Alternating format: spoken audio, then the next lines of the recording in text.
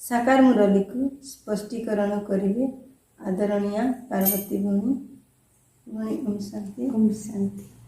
मिठे बच्चे तुम्हें ग्यारंटी देउछ जे आमे निजर जोग बल द्वारा यही भारत को स्वर्ग करिवे सेठारे एक धर्म एक राज्य हेबो। बाबा कहउचंती जे भारत को स्वर्ग करिया पई तो बाबा आछंती किंतु बाबा कहउचंती आम समस्तंकर जोग बल द्वारा भारत स्वर्ग होबो कोन पई ना स्वर्ग दुनिया रे को माने रहिबे आमे माने रहिबा तेणु जो माने जोग बल द्वारा स्वर्ग दुनिया रो स्थापना रे मददगार हेतिबे से माने ही स्वर्ग दुनिया को आसीबे तेणु आमे ग्यारंटी दे पारछंती।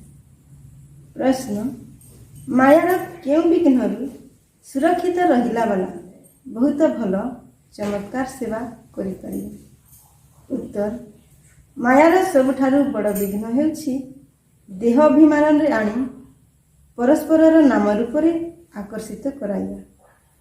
जे संतान माने एई विघ्नरु सुरक्षित रहंती मायार धोकारु सुरक्षित रहंती से माने बहुत चमत्कार करी देखाई थांती सेमानंक बुद्धि रे सेवार नुआ नुआ विचार चली थाए सेवारे उन्नति सेते बेले हेबो जेते बेले तुमे देही अभिमानी हेबो। बाबा कहउचंती आमे जेते देही अभिमानी हेबा आत्म अभिमानी हेबा देही अभिमानी हेबा सेते आमे नाम रूपर बीमारी रु मुक्त रहिबा।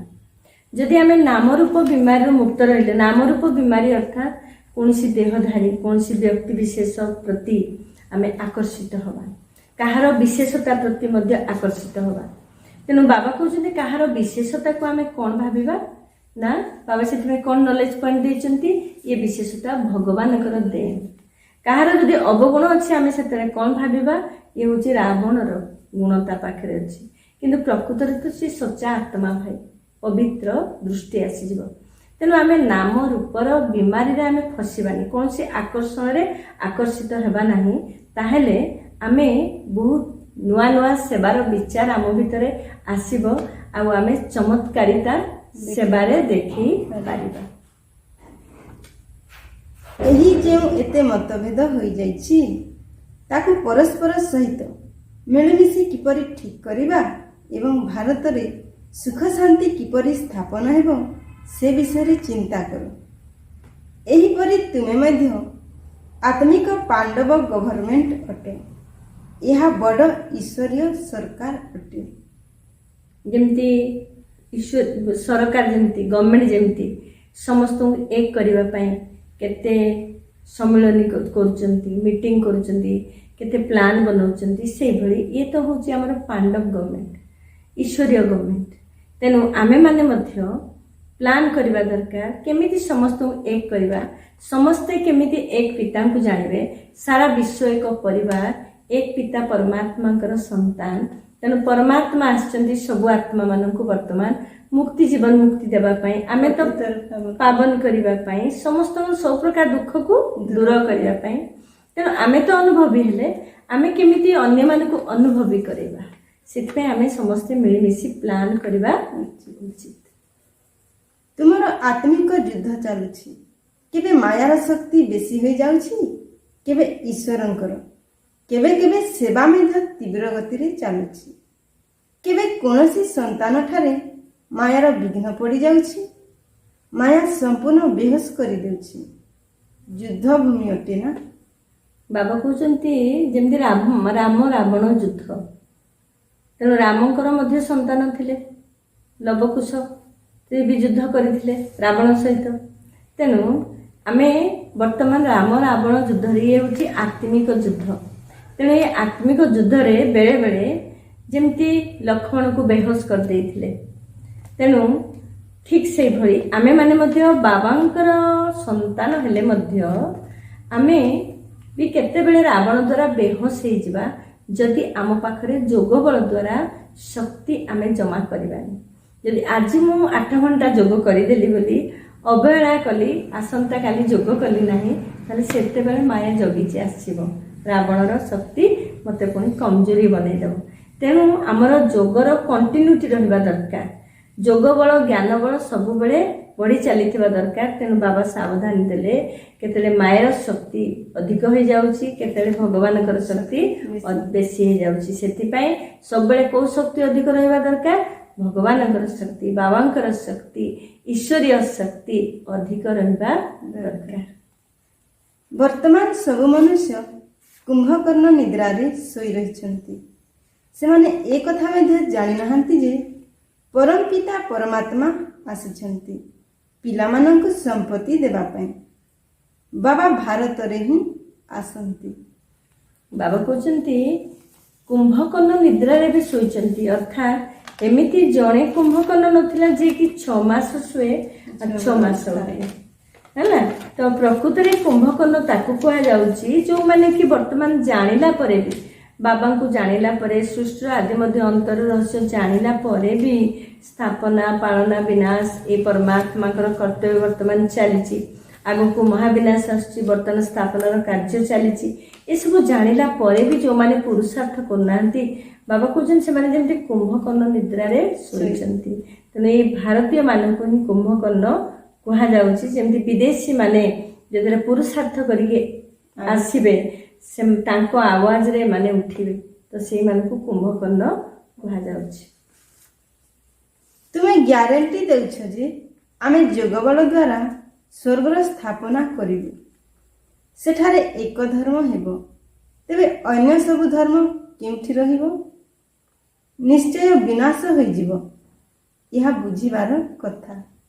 ଆମେ ଏବେ ଯୋଉ ଆମେ ଗ୍ୟାରେଣ୍ଟି ଦଉଛନ୍ତି, ଅନୁଭବ କରୁଛନ୍ତି ଯେ ସତ୍ୟଯୁଗ ଦୁନିଆରେ ଏକ ଧର୍ମ ହବ। ତେଣୁ ସତ୍ୟଯୁଗ ଦୁନିଆରେ ଯୋଉ ଏକ ଧର୍ମ ହବ, ସେ ଧର୍ମ କଣ? ମର୍ୟାଦା ପୁରୁଷୋତ୍ତମ ଆଦି ସନାତନ ଦେବୀ ଦେବତା ଧର୍ମ। ତେଣୁ ଏବେ ଯୋଉ ବାବା ଆମକୁ ମର୍ୟାଦା ପୁରୁଷୋତ୍ତମ ବନଉଛନ୍ତି, ଆଦି ସନାତନ ଦେବୀ ଦେବତା ଧର୍ମ ଅର୍ଥାତ୍ ଦୈବୀ ଗୁଣ ଆମ ଭିତରେ ଧାରଣା ହଉଛି। ତେଣୁ ସେଇ ଗୋଟିଏ ଧର୍ମ ରହିବ, ଆଉ ସବୁ ଧର୍ମ କଣ ହେଇଯିବ? ବିନାଶ ହେଇଯିବ। ତେଣୁ ସେତେବେଳେ ଏସବୁ ଧର୍ମ ନଥିବ, ବିନାଶ ହେଇଯିବ, ଅର୍ଥାତ୍ ସମସ୍ତେ ଘରକୁ ଫେରିବେ। ପୁଣି ସେଇ ସମୟ ଯେତେବେଳେ ଆସିବ ଦ୍ୱାପର ଯୁଗ ପରେ ପରେ ସେଇ ଧର୍ମର ପିତାମାନେ ଆସିବେ, ତାଙ୍କ ପରେ ପରେ ସେଇ ଧର୍ମର ଆତ୍ମା ମାନେ ଆସିବେ। ତେଣୁ ଏକଥା କିନ୍ତୁ ସମସ୍ତେ ବୁଝିପାରୁନାହାନ୍ତି। ଗାୟନ ରହିଛି ବ୍ରହ୍ମା ଦ୍ୱାରା ସ୍ଥାପନା, ବିଷ୍ଣୁ ଦ୍ୱାରା ପାଳନା, ଏହା ଠିକ୍ ଅଟେ। କିନ୍ତୁ ଶଙ୍କରଙ୍କୁ ଶିବଙ୍କ ସହିତ ଯୋଡ଼ି ଦେଇଛନ୍ତି, ଏହା ଭୁଲ ଅଟେ। ଶିବ ଶଙ୍କର କହିଦେଉଛନ୍ତି, କାରଣ ଶଙ୍କର ତ କୌଣସି କାମ କରୁନାହାନ୍ତି, ତେଣୁ ଶିବଙ୍କ ସହ ମିଶାଇ ଦେଇଛନ୍ତି। କିନ୍ତୁ ଶିବ ବାବା କହୁଛନ୍ତି ମୋତେ ବହୁତ କାମ କରିବାକୁ ପଡୁଛି। ବାବା କହୁଛନ୍ତି ବ୍ରହ୍ମା ବିଷ୍ଣୁ ଶଙ୍କର ଏଇ 3 ଜଣଙ୍କ ରଚୟିତା ତ ପରମାତ୍ମା ଶିବ। ସେଥିପାଇଁ ତ ଶିବଙ୍କୁ ତ୍ରିମୂର୍ତ୍ତି ଶିବ ବୋଲି ମଧ୍ୟ କୁହାଯାଏ। କିନ୍ତୁ ବ୍ରହ୍ମା ଦ୍ୱାରା ସ୍ଥାପନା ଏକଥା ତ ଜାଣୁଛନ୍ତି, ବିଷ୍ଣୁଙ୍କ ଦ୍ୱାରା ପାଳନା, ତ ଶଙ୍କରଙ୍କ ଦ୍ୱାରା ବିନାଶ। କିନ୍ତୁ ଶଙ୍କର କରୁଛନ୍ତି କଣ? ପ୍ରକୃତରେ ଶଙ୍କରଙ୍କୁ ତପସ୍ୟା ମୂରତ ହିସାବରେ ଦେଖେଇ ଦେଇଛନ୍ତି। ତପସ୍ୟା ମୂରତ ହଉଛି ଶଙ୍କରଙ୍କର ଏ ଚିହ୍ନ। ତେଣୁ ଶଙ୍କର ତୁଳନାରେ ଆଉ କଣ କରୁଛନ୍ତି ନା, ବାବା କହୁଛନ୍ତି ଶଙ୍କରକୁ ଆଉ ଶିବଙ୍କୁ ସମାନ କରିଦେଲେ, କିନ୍ତୁ ସମାନ ନୁହନ୍ତି। ଶିବ ତ ବହୁତ କିଛି କରୁଛନ୍ତି, ତେଣୁ ମୁଁ ବହୁତ କିଛି କରୁଛି। ତେଣୁ ଶିବ ଶଙ୍କର ସମାନ ନୁହନ୍ତି। ଶଙ୍କର ହଉଛନ୍ତି ତପସ୍ୱୀ ମୂରତ। ଶଙ୍କରଙ୍କ ଦ୍ୱାରା ବାବା ବିନାଶର କାର୍ଯ୍ୟ କରୁଛନ୍ତି। ତେଣୁ ଶଙ୍କରଙ୍କର ଆକାରୀ ଶରୀର ରହିଛି। ତେଣୁ ଶଙ୍କରଙ୍କ ଗଳାରେ ଯୋଉ ସର୍ପ ରହିଛି, ଇଏ ହଉଛି କ୍ରୋଧ ଉପରେ ସେ ତପସ୍ୟା ଦ୍ୱାରା ବିଜୟୀ ହେଇଯାଇଛନ୍ତି। ସେଥିପାଇଁ ଶଙ୍କରଙ୍କ ଗଳାରେ ସର୍ପ ଦେଖେଇ ଦିଆଯାଇଛି, ତ୍ରିଶୂଳ ଚିହ୍ନ ଦେଖେଇ ଦିଆଯାଇଛି। ଏ 3 ପ୍ରକାର ଯୁଦ୍ଧ ଦ୍ୱାରା ପୁରୁଣା ଦୁନିଆର ମହାବିନାଶ ହବ। ଖଟୁଲି ଉପରେ ହାତ, ଯେମିତି ଏକ ବଳ ଏକ ଭରସା। ଜଙ୍ଗଲରେ ବସି ତପସ୍ୟା କରୁଛନ୍ତି ଏଇ କଳିଯୁଗ ବିକାରୀ ଦୁନିଆରେ ସିଏ ବସି ତପସ୍ୟା କରୁଛନ୍ତି। ପଇତା ପବିତ୍ରତାର ଚିହ୍ନ, ପାଉଁଶ ବଳା ଦେହ ଅର୍ଥାତ୍ ଦେହ ଅଭିମାନ ସମାପ୍ତ ଅଶରୀରୀ ହେଇ ସିଏ ବସିଛନ୍ତି। ତେଣୁ ଜଟାରେ ଗଙ୍ଗା ଅର୍ଥାତ୍ ମସ୍ତକରେ ପରମାତ୍ମା ଶିବ ଜ୍ଞାନ ଗଙ୍ଗା ଆସି ଜ୍ଞାନ ଶୁଣାଉଛନ୍ତି। ଏଇଭଳି ଶଙ୍କରଙ୍କର ବର୍ଣ୍ଣନା ବାବା ଆମକୁ ଶିଖେଇ ଦେଇଛନ୍ତି। ସେନ୍ସିବୁଲ ପିଲାଙ୍କ ବୁଦ୍ଧିରେ ଜ୍ଞାନ ତୁରନ୍ତ ଆସିଯାଇଥାଏ। ମନୁଷ୍ୟ କିଛି ହେଲେ ବୁଝୁନାହାନ୍ତି ଯେ ପତିତ ପାବନ ବାବା କେବେ ଆସିବେ। ଏବେ ତ କଳିଯୁଗର ଶେଷ ସମୟ ଅଟେ। ଯଦି କହୁଛନ୍ତି ଯେ କଳିଯୁଗ ଶେଷ ହେବା ପାଇଁ 40,000 ବର୍ଷ ପଡ଼ିଛି, ତାହେଲେ କେତେ ଆହୁରି ପତି ଥିବେ, କେତେ ଦୁଃଖ ସହନ କରିବେ। ବାବା କହୁଛନ୍ତି ସେନ୍ସିବୁଲ ବଚ୍ଚା ଯେଉଁମାନେ ସେଇମାନଙ୍କ ଭିତରେ ଜ୍ଞାନ ପ୍ରବେଶ କରୁଛି, ଯେଉଁମାନେ ସେନ୍ସିବୁଲ ନାହିଁ ସେମାନେ ପୁଣି ଶୋଇପଡ଼ୁଛନ୍ତି, କହୁଛନ୍ତି ଆହୁରି 40,000 ବର୍ଷ ଅଛି ଏଇ ଦୁନିଆ ବିନାଶ ହେବା ପାଇଁ। ବାବା କହୁଛନ୍ତି ଦୁନିଆର ମହାବିନାଶ ରିହର୍ସେଲ ଚାଲିଲାଣି, ଆଉ ଏତେ ତ ପରେ ବି କେତେ ଦୁଃଖ ପାଇଲେଣି। ଏବେ କୋଭିଡ ପାଇଁ ତ ସମସ୍ତେ କେତେ ହନ୍ତସନ୍ତ ହେଲେଣି। ଯଦି ଆହୁରି 40,000 ବର୍ଷ ଏଭଳି ରୁହେ ଦୁନିଆ, ତାହେଲେ ଦୁନିଆ ଆହୁରି କେତେ ପତିତ ହେବ, ଆଉ ସମସ୍ତେ କେତେ ଦୁଃଖ ସହିବେ। ତେଣୁ ବାବା କହୁଛନ୍ତି କେମିତି, ସେଥିପାଇଁ ତ ଏଇ ମହାବିନାଶ ଗୋଟେ ସେକେଣ୍ଡରେ ହେଇଯିବ। ତେଣୁ ସେତେବେଳେ ଭଲେ ସମସ୍ତଙ୍କୁ ସାକ୍ଷାତକାର ହେବ, ଅନେକ ଜନ୍ମର ବିକର୍ମର ଫଳ ସେମାନେ କେମିତି ପାଉଛନ୍ତି ସେ କଥା ସାକ୍ଷାତକାର କରିବେ, କିନ୍ତୁ ଏମିତି ବହୁତ ସମୟ ଧରି ମହାବିନାଶ ହେବ ନାହିଁ। କେହି କେହି ସେବାରେ ମଜି ଯାଉଛନ୍ତି, ପୁରୁଷାର୍ଥ କରି ଚାଲୁଛନ୍ତି। ତୁମେ ଜାଣିଛ ଯେ ଯେଉଁ ସେକେଣ୍ଡ ବିତି ଯାଉଛି ତାହା ଡ୍ରାମାରେ ନିର୍ଦ୍ଧାର୍ଯ୍ୟ ରହିଛି, ପୁଣି ଏହିପରି ପୁନରାବୃତ୍ତି ହେବ। ବାବା କହୁଛନ୍ତି ଏଇ 5,000 ବର୍ଷ ନାଟକରେ ଆମେ ଯଦି ପୁରୁଷାର୍ଥ ନ କରିବା ତାହେଲେ ପୁଣି ନେକ୍ସଟ କଳ୍ପରେ ବି ପୁରୁଷାର୍ଥ କରିପାରିବା ନାହିଁ। ତେଣୁ ଆମର ପୁରୁଷାର୍ଥ କ'ଣ? ୟାଦ ଆଉ ସେବା। ଯେଉଁମାନଙ୍କ ଭିତରେ ଉମଙ୍ଗ ଉତ୍ସାହ ଅଛି, ଯେଉଁମାନେ ବ୍ୟର୍ଥରୁ ନିଜକୁ ଫ୍ରି ରଖୁଛନ୍ତି, ତାଙ୍କ ଭିତରେ ଶ୍ରେଷ୍ଠ ବିଚାର ଚାଲୁଛି, ଆଉ ସେବାର ଭିନ୍ନ ଭିନ୍ନ ବିଚାର କରୁଛନ୍ତି। ତେଣୁ ତାଙ୍କ ବୁଦ୍ଧିରେ କ'ଣ ଚାଲିଛି? ସେବା ସେବା ସେବା। ତେଣୁ ସେମାନେ ଦେହୀ ଅଭିମାନୀ ରହୁଛନ୍ତି। ତେଣୁ ଯଦି ଦେହୀ ଅଭିମାନୀ ରହି ସେବା କଲେ ଏଇ କଳ୍ପରେ, ତାହେଲେ ନେକ୍ସଟ କଳ୍ପରେ ମଧ୍ୟ ସେମାନେ ସେବା କରିବେ। ତେଣୁ ଏଇ କଳ୍ପ କଳ୍ପ ସେଇ ଜିନିଷ ନିର୍ଦ୍ଧାର୍ଯ୍ୟ ହେଇକି ରହିଛି।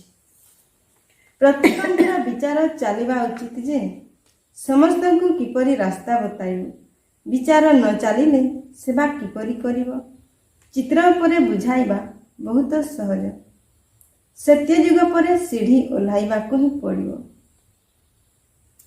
ବାବା କହୁଛନ୍ତି ଆମେ ଯଦି ସେବା କରିବା ତାହେଲେ ଆମେ ବିଚାର ସାଗର ମନ୍ଥନ କରିବା ଦରକାର। ତ ବାବା କହୁଛନ୍ତି ସବୁଠାରୁ ସୁନ୍ଦର ଚିତ୍ର ହେଉଛି ସିଢ଼ି ଚିତ୍ର। ସିଢ଼ି ଚିତ୍ରରେ ଜଣେ ଜାଣିପାରିବ ଯେ, ଯେମିତି ସିଢ଼ି ଚିତ୍ରରେ ଆମେ ଦେଖିବା ବାଁ ପାଖରେ ଉପରେ ଯେମିତି ସୋଲଟା ବା ଆତ୍ମାଟା ପୁରା କଳା ଦେଖାଯାଉଛି, ପୁରା ଉପରେ ପୁରା ଗୋରା ଦେଖାଯାଉଛି, ତଳେ ପୁରା କଳା ଦେଖାଯାଉଛି। ସତ୍ୟଯୁଗ ସିଧାରେ ଆତ୍ମା ପୁରା ଗୋରା, କାରଣ ସତ ପ୍ରଧାନ ଥିଲା। କଳିଯୁଗ ସିଧାରେ ଆତ୍ମା ପୁରା କଳା ବା ତମ ପ୍ରଧାନ ହେଇଯାଇଛି। ତେଣୁ ଆତ୍ମା ଯେତେବେଳେ ଜନ୍ମ ମରଣ ଚକ୍ରରେ ଆସିଅଛି, ଆତ୍ମା ଏଭଳି ତମ ପ୍ରଧାନ ହେଇଗଲା। ରାଇଟ ସାଇଡରେ ଦେଖି ଦିଆଯାଇଛି ସଙ୍ଗମ ଯୁଗରେ କେମିତି ତପସ୍ୟା କରୁଛନ୍ତି, ପରମାତ୍ମାଙ୍କର ଦିବ୍ୟ ଅବତରଣ ହେଇଛି। ତେଣୁ ଏଇଭଳି ୟା ଉପରେ ଆମେ ଯଦି ବିଚାର ସାଗର ମନ୍ଥନ କରିବା, ଆମେ ଚିତ୍ର ଦେଖି ସାଇଲେନ୍ସ ଭାବରେ କେବଳ ଚିତ୍ରକୁ ଦେଖିବା ଉଚିତ, ଆଉ ଚିତ୍ର ଦେଖି ଦେଖି ଆମେ ମନନ ଚିନ୍ତନ କରିବା ଉଚିତ। ଏବଂ ଆମ ଭିତରେ ବିଚାର ଚାଲିବା ଦରକାର ଯେ ମୁଁ କ'ଣ ବୁଝେଇବି। ଯାହାର ଭିତରେ ଏମିତି ସେବାର ସୌକ ଥିବ ସେ ନିଶ୍ଚିତ ରୂପେ ଚିତ୍ର ଦେଖିବ, ଆଉ ଯଦି ଚିତ୍ର ଦେଖି ଦେଖି ସେ ବିଚାର କରିବ, ତାହେଲେ ବାବା ଜ୍ଞାନ ସାଗର ବାବା ତାଙ୍କ ବୁଦ୍ଧିକୁ ଏଭଳି ପାରସ ବୁଦ୍ଧି ବନେଇ ଦେବେ, ସେମାନେ ବହୁତ ସୁନ୍ଦର ଭାବରେ ବୁଝେଇ ପାରିବେ। ତେଣୁ ବାବା କହୁଛନ୍ତି ଆମେ ଏଭଳି ସାହସ ରଖିବା ଦରକାର, ପୁରୁଷାର୍ଥ କରିବା ଦରକାର। ଆମେ ଲେଖୁଛୁ ମଧ୍ୟ ପ୍ରତ୍ୟେକ ମନୁଷ୍ୟ ମାତ୍ର ଏହି ଅବିନାଶୀ ଡ୍ରାମାର ଅଭିନେତା ହୋଇ ମଧ୍ୟ ଏହି ଡ୍ରାମାର ମୁଖ୍ୟ ଆକ୍ଟର୍ସ, ଡାଇରେକ୍ଟର ଓ ଡ୍ରାମାର ଆଦି ମଧ୍ୟ ଅନ୍ତର ରହସ୍ୟକୁ ଜାଣିନାହାନ୍ତି। ତେଣୁ ସେମାନେ ଅଜ୍ଞାନ ଅଟନ୍ତି। ଏହା ଲେଖିବାରେ କୌଣସି ଦ୍ୱିଧା ନାହିଁ। ଗୋଟିଏ କାନରେ ଶୁଣି ଅନ୍ୟପଟେ ବାହାର କରିଦେବା ଅନୁଚିତ। ସେବା ସେବା ଓ ସେବା। ବାବା କହୁଛନ୍ତି ଆମେ ଏଇ ରଙ୍ଗମଞ୍ଚରେ ଅଭିନୟ କରୁଛନ୍ତି, ଅର୍ଥାତ୍ ଆମେ ଏଠି କିଏ ମୁଖ୍ୟ ଆକ୍ଟର, ଡାଇରେକ୍ଟର କିଏ ଆମେ ଜାଣିବା ଦରକାର। ଆମେ ଯଦି ଜଣେ ଜଣେ ଆକ୍ଟର, ତାହେଲେ ମୁଖ୍ୟ ଆକ୍ଟର କିଏ ଆମେ ଜାଣିବା ଦରକାର। ତେଣୁ ପରମାତ୍ମାଙ୍କର ପରିଚୟ ସମସ୍ତେ ସଠିକ ରୂପରେ ଜାଣିଲେ ତ ସେମାନେ ସେବା କରିବେ। ତେଣୁ ବାବା ସେଥିପାଇଁ କହିଲେ ସେବା ସେବା ସେବା। ବରଦାନ। ନିଜର ଶିକ୍ଷା ସ୍ୱରୂପ ଦ୍ୱାରା ଶିକ୍ଷା ଦେଉଥିବା ଶିକ୍ଷା ସମ୍ପନ୍ନ ଯୋଗ୍ୟ ଶିକ୍ଷକ ହୁଅ। ଯୋଗ୍ୟ ଶିକ୍ଷକ ତାଙ୍କୁ କୁହାଯାଇଥାଏ ଯିଏ ନିଜର ଶିକ୍ଷା ସ୍ୱରୂପ ଦ୍ୱାରା ଶିକ୍ଷା ଦେଇଥାନ୍ତି। ତାଙ୍କର ସ୍ୱରୂପ ହିଁ ଶିକ୍ଷା ସମ୍ପନ୍ନ ହେବ। ତାଙ୍କର ଦେଖିବା ଚାଲିବା ମଧ୍ୟ କାହାକୁ ଶିକ୍ଷା ଦେଇପାରିବ। ଯେପରି ସାକାର ରୂପରେ ପାଦେ ପାଦେ ପ୍ରତ୍ୟେକ କର୍ମ ଶିକ୍ଷକ ରୂପରେ ପ୍ରତ୍ୟକ୍ଷରେ ଦେଖିଛି, ଯାହାକୁ ଅନ୍ୟ ଶବ୍ଦରେ ଚରିତ୍ର କୁହାଯାଏ। କାହାକୁ ବାଣୀ ଦ୍ୱାରା ଶିକ୍ଷା ଦେବା ତ ସାଧାରଣ କଥା, କିନ୍ତୁ ସମସ୍ତେ ଅନୁଭବ ଚାହିଁଥାନ୍ତି। ତେଣୁ ନିଜର ଶ୍ରେଷ୍ଠ କର୍ମ, ଶ୍ରେଷ୍ଠ ସଂକଳ୍ପର ଶକ୍ତିରେ ଅନୁଭବ କରାଅ। ବାବାଜୀ କହୁଛନ୍ତି ଆମେ ସମସ୍ତଙ୍କୁ ଶିକ୍ଷା ଦେବା ଅପେକ୍ଷା କେବଳ ବାଣୀରେ ଶିକ୍ଷା ଦେବାନି। ବାଣୀରେ ଶିକ୍ଷା ଦେବା ତ ସାଧାରଣ କଥା, ଆମର କର୍ମ ଦ୍ୱାରା, ଆମର ଶ୍ରେଷ୍ଠ ସଂକଳ୍ପ ଦ୍ୱାରା, ଶ୍ରେଷ୍ଠ କର୍ମ ଦ୍ୱାରା ଏବଂ ଶ୍ରେଷ୍ଠ ସଂକଳ୍ପ ଦ୍ୱାରା ଅନ୍ୟମାନଙ୍କୁ ଶିକ୍ଷା ଦେବା। ତେଣୁ ଅନ୍ୟମାନଙ୍କୁ ଶିକ୍ଷା ଦେବା ପୂର୍ବରୁ ପ୍ରଥମେ ନିଜେ ଶିକ୍ଷାର ସ୍ୱରୂପ ହେବା, ତାକୁ ହିଁ ଯୋଗ୍ୟ ଶିକ୍ଷକ କୁହାଯାଏ ବା ଶିକ୍ଷା ସମ୍ପନ୍ନ ଯୋଗ୍ୟ ଶିକ୍ଷକ କୁହାଯାଉଛି ତାକୁ, ଯେ ନିଜେ ଶିକ୍ଷାର ସ୍ୱରୂପ ହେଉଛି ପ୍ରଥମେ। ସେଥିପାଇଁ ବାବା ବ୍ରହ୍ମା ବାବାଙ୍କର ଉଦାହରଣ ଦେଇଛନ୍ତି। ଆମେ ବ୍ରହ୍ମା ସାକାର ବାବା ବ୍ରହ୍ମା ବାବାଙ୍କର ପ୍ରତି କଦମ କଦମରେ ଆମେ ଯଦି ଚେକ୍ କରିବା ତାହେଲେ ପ୍ରତି କଦମରେ ଶିକ୍ଷା ଥିଲା। ତେଣୁ ବାବାଙ୍କର ପ୍ରତିଟି କଦମକୁ ଚରିତ୍ର ରୂପେ ଗାୟନ କରାଯାଇଛି, ଯେଉଁଟାକି ଆମେ ହିଷ୍ଟ୍ରି ହଲ୍ରେ ଆମେ ଯେତେ ଚାରିଆଡ଼ର ଫଟୋ ଦେଖନ୍ତି, ବାବା କେଉଁଠି ବସି ଏମିତି ତପସ୍ୟା କରୁଥିବେ, ବାବା କେଉଁଠି ଛୁଇଁ ଖାଇବାର ଫଟୋ ଅଛି। ଅର୍ଥାତ୍ କ'ଣ ପାଇଁ ଅଛି? କାରଣ ବାବା ପରମାତ୍ମା ୟାଦରେ ରହି ବ୍ରହ୍ମା ଭୋଜନ ସ୍ୱୀକାର କରୁଛନ୍ତି। ବାବା କାହାକୁ ଟୋଲି ଦେଉଥିବେ, ଅର୍ଥାତ୍ ବାବା ପରମାତ୍ମାଙ୍କ ଦୃଷ୍ଟି ଟୋଲି ଦ୍ୱାରା ଟୋଲି ଦେଉଛନ୍ତି ଏବଂ ଦୃଷ୍ଟି ଦ୍ୱାରା ଶକ୍ତି ଦେଉଛନ୍ତି। ତେଣୁ ସେ ପ୍ରତ୍ୟେକ କର୍ମର ଚିତ୍ର ସେଠି ରହିଛି। ତେଣୁ ବାବାଙ୍କର ପ୍ରତ୍ୟେକ କର୍ମ ଚରିତ୍ର ରୂପେ ଗାୟନ ହୁଏ, ଯେଉଁଟାକି ହିଷ୍ଟ୍ରି ହଲ୍ରୁ ଆମେ ଜାଣିବା। ତେଣୁ ଆମେ ବାଣୀ ଦ୍ୱାରା ଆଉ କ'ଣ ଶିକ୍ଷା ଦେବା? ଏଇଭଳି ଶ୍ରେଷ୍ଠ ଚରିତ୍ର ଦ୍ୱାରା, ଶ୍ରେଷ୍ଠ ସ୍ୱରୂପ ଦ୍ୱାରା, ସଂକଳ୍ପ ଶ୍ରେଷ୍ଠ, କର୍ମ ଶ୍ରେଷ୍ଠ କରିବା। ସ୍ଲୋଗାନ: ସଂକଳ୍ପର ସିଦ୍ଧି ପ୍ରାପ୍ତ କରିବା ପାଇଁ ଆତ୍ମଶକ୍ତି ଆଧାରରେ ଉଡ଼ି ଚାଲ।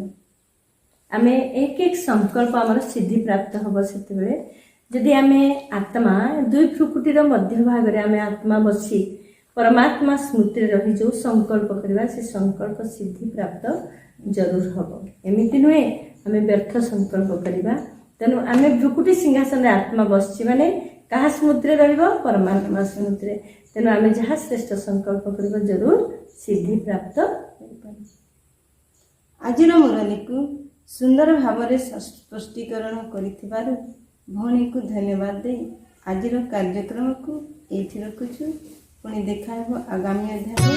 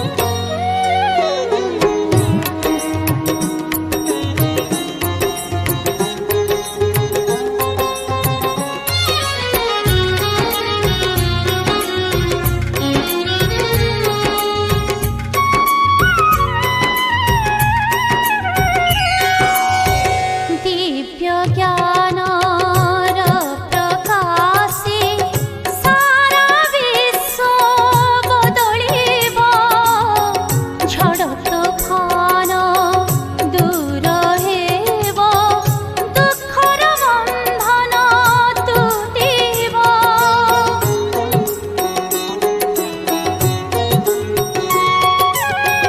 दिव्य ज्ञानर प्रकाशे सारा विश्व बदलिब झड़ तूफान दूर हेब दुखर बंधन तुटिब राजजगर एही मार्ग राजजगर एही मार्ग करिब स्वप्न साकार आसिब काली पुण्य सकाळ सुनार गढ़ाए संसार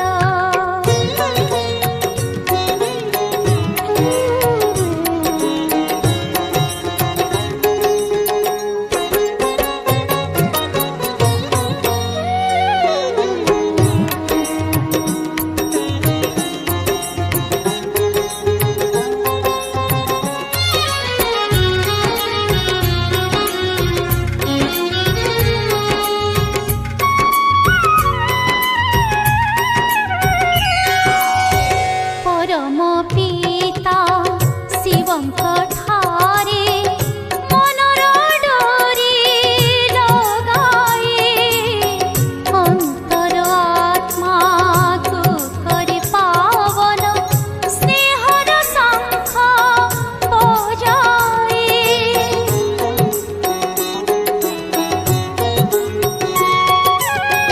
परम पिता शिवंक ठारे मनर डोरी लगाई अंतर आत्मा को करि पावन स्नेहर शंख बजाई स्नेह ममतार बंशी बाजुछि स्नेह ममतार बंशी बाजुछि हृदय तरंगे